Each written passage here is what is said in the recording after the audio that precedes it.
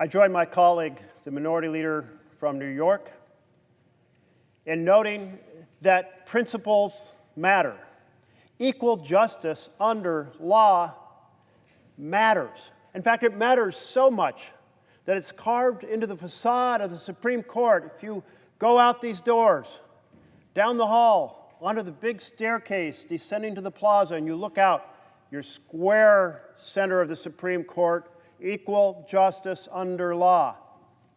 It's a powerful concept. Goes to the sense that everyone should be accountable for their crimes here in the United States of America. No matter how much money you have, no how much power you have, no matter what large office you hold. 427 to 1. That's what the House said. 427 to 1. The House just voted to say equal justice under law matters, and they're standing behind that principle. But is it a principle that this U.S. Senate will stand behind? Let's look at what's happened. Back in July, a bipartisan group of senators that included two of my Republican colleagues introduced legislation to release the Epstein Files, the same bill that just passed the House of Representatives 427 to 1. But we only had two colleagues across the aisle join us in demanding justice. And in September, on the Defense Authorization Act, we had a vote on this bill as an amendment put forward by the Minority Leader, leading the charge to say equal justice under the law matters. And my colleagues across the aisle, did they follow the example of the House? Or did they express the same spirit as the example we saw moments ago? No, they tabled the amendment. Only two colleagues across the aisle, only two Republicans stood for the principle of equal justice under law. So there we have it, a bill introduced with only two colleagues, a bill voted on as an amendment led by the Minority Leader, only two colleagues from across the aisle, but every Democrat saying this matters. Now, the Department of Justice didn't need a law to release the Epstein Files. It could have just done so. In fact, when President Trump was campaigning, he kept saying these files are going to be released when he's president. Well, he's been president for 10 months. Where are those files? They haven't been released. President Trump, why haven't you released the files? In fact, not only has he failed to release the files, he's fought the release at every possible moment. It was widely reported that back in May, Attorney General Pam Bondi informed President Trump that his name appeared in the files. Oh, his name appears. Well, now he's doubled down on making sure that they are never released. Now, the Attorney General herself said she had the full file on her desk. And then she said, well, she didn't. At every level, this administration has sought to thwart equal justice under law. Powerful men, the President of the United States, the Speaker of the House of Representatives, have fought to make sure that these files are never released. How long was the House on vacation in the middle of the legislative year? A full 7+ weeks of abandonment, missing in action, nowhere to be found in the middle of the legislative year. The entire House of Representatives shut down for over 7 weeks and into an 8th week, vacationing around the world to avoid voting to release the Epstein Files. That's how much powerful people at the very top of our government were fighting to make sure these files never see the light of day. But across this great country, people said, hell no. People on the right side of the aisle and the far right side of the aisle, people on the left side of the aisle and the far left side of the aisle, all demanded that justice be served.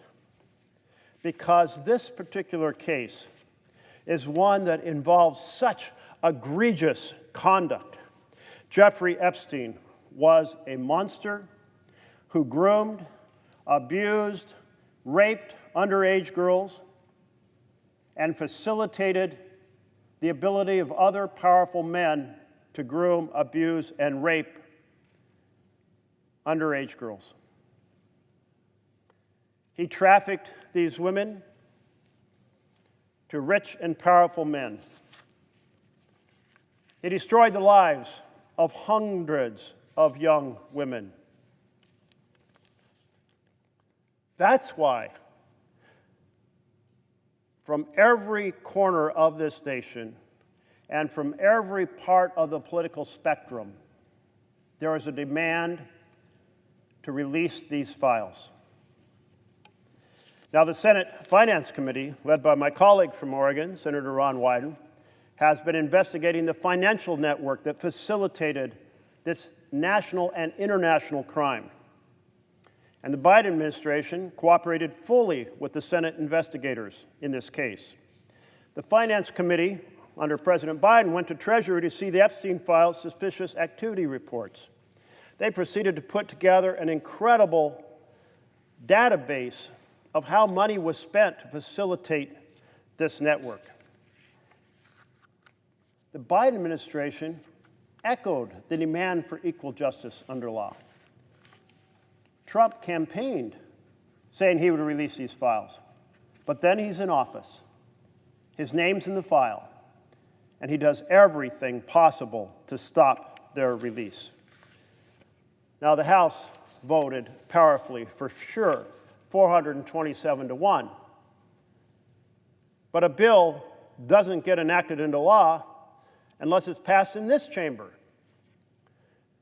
And that's why the minority leader, Senator Schumer, said he will return today after the bill has been sent over to the Senate to ask for unanimous consent. If the House, 427 strong, can call for equal justice, the release of these files, certainly the Senate can stand up and say 100-0 that we also stand for equal justice under the law.